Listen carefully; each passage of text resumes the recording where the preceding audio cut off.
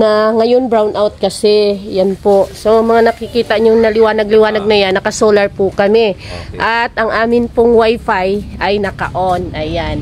So ito yung mga switch kasi dapat ng kuryente pero brown out nga kaya solar. Maliliit lang din yung mga solar namin ginagamit para tipid siya.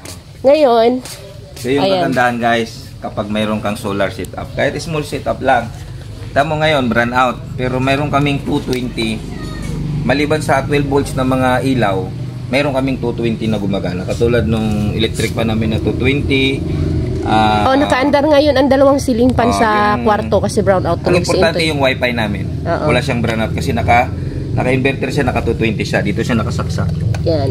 So yung kuha namin is inverter is 1,500 watts pero dapat nasa 750 watts lang ang pwede mong gamitin dyan. Hindi ka rin sumubra kasi kalahat 50% lang ang pwede mong 750 watts na ng mga appliances. Okay. Lahat ng mga ilaw na 220. Kasi yung ibang gamit natin naka-direct sa 12 volts kasi mga 12 volts appliances yun hindi dadaan sa 220. Mayroon tayong mga 220 na pwedeng idaan dito pero dapat nasa 750 watts lang ang pwede mong i-consume kasi ang converter natin is na 1,500 watt. 50% lang ang pwedeng gamitin.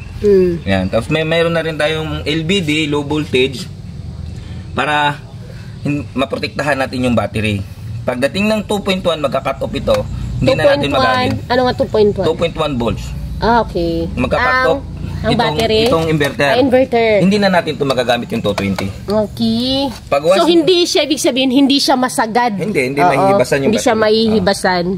Yung gagana na lang yung mga 12 volts natin. Yung 12 volts natin, naka-con din siya ng panggabi. Nakaset din siya na pag umabot na rin ng 50%, kusang magsa-shutdown 50% ang battery. Electricity niya, ang battery niya, ang laman. Lahat yan sila so ito ay dahil naka-series yan siya? Hindi, 12 volts lang din yan siya. 12 lang? Parallel ang tawag dyan.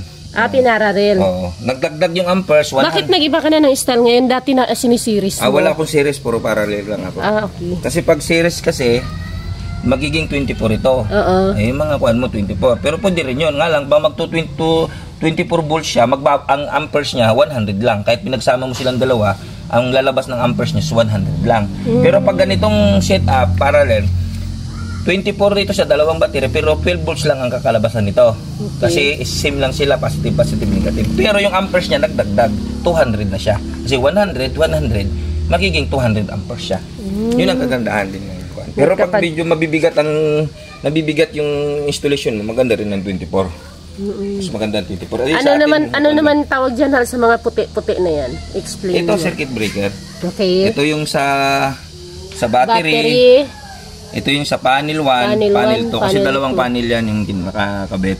Okay. Dito nakakabit sa panel 1, 200 watts. Dito nakakabit sa panel 2 is 300 watts.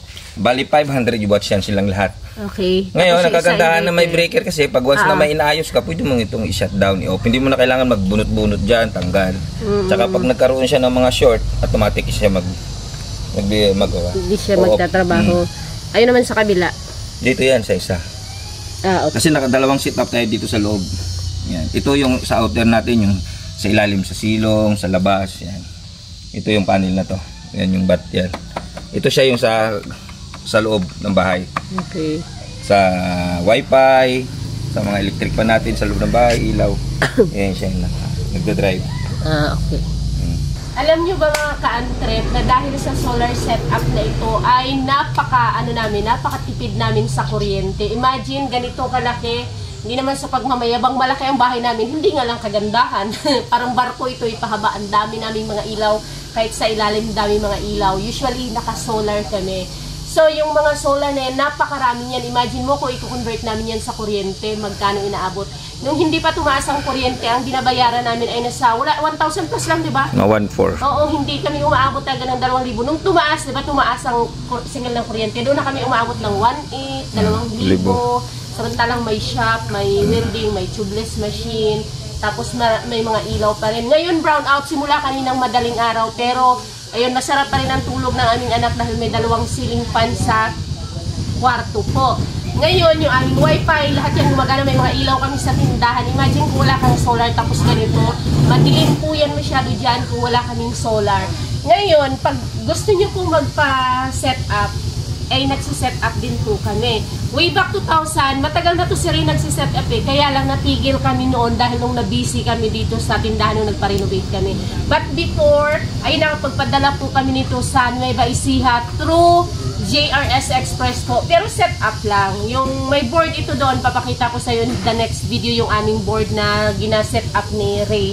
Na pagdating doon sa inyo, kapag ipaship nyo, idugtong nyo na lang, i-connect nyo na lang sa battery at saka sa solar panel nyo. Napakalaking tipid po ng may solar electricity sa inyong pamamahay. Kasi yung kuryente na matitipid mo, mabigat lang siya sa una, pero in the long run, napakalaking tipid mo. Tapos pag brown out, dito lahat maliwanag kami paikot kasi marami kami mga solar light, solar bulbs na mga maliit. So, yun lang. Thank you.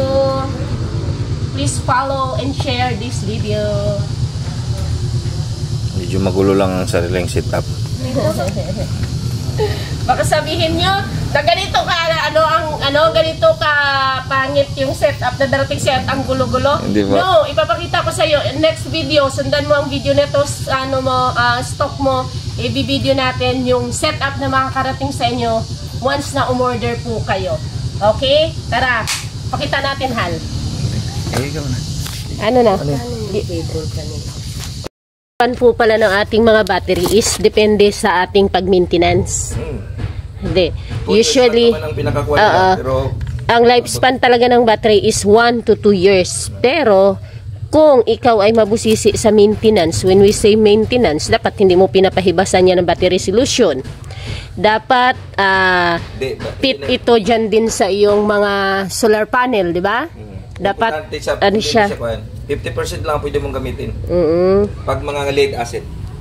Ito nga, ano lang man to, solution battery. Lead acid, kailangan 50% lang. 50% lang ang gamitin mo. Mamamonitor mo naman yan dito sa ating controller, di ba?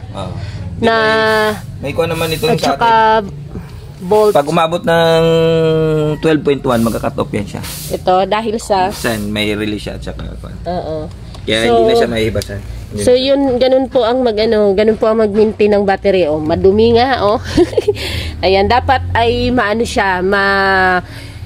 equals yung capacity ng battery to your panel. Tapos, kung may mga circuit breaker siya na magka-cut off siya pag nagamit mo na ang 50%. Tapos dapat equals to battery and then the panel watts, 'di ba? Para walang short circuit na mangyayari. It's either ito ang bibigay sa iyo. So yun. Yung iba kasi nagrereklamo, ang bilis daw nasira ang battery. Ito naman daw 2 taon na hindi naman nalagyan ng solusyon, nanigas na yung mga plates ng battery. Wala talaga, sira kaagad talaga 'yan. Actually, ang mga battery natin umaabot ng dito, solar, dito umaabot ng 4 years, 5 years. Dito sa amin. Pansinin mo yan, 2020. Kailan lang yan nasira? Ayan, 2020. 2024 rin nasira, sobrang rin. Pero galing na yan sa truck. Ito. Ginamit na ng truck yan. Primera brand nga lang, gamit na ng truck. 2 years yan sa truck. 2020. 2 years yan doon sa truck. 2024, 4 years, plus 2 years na ginamit doon sa truck. So, nasa 6 years din siya. Kaya... andyan lang yan. Starter relay.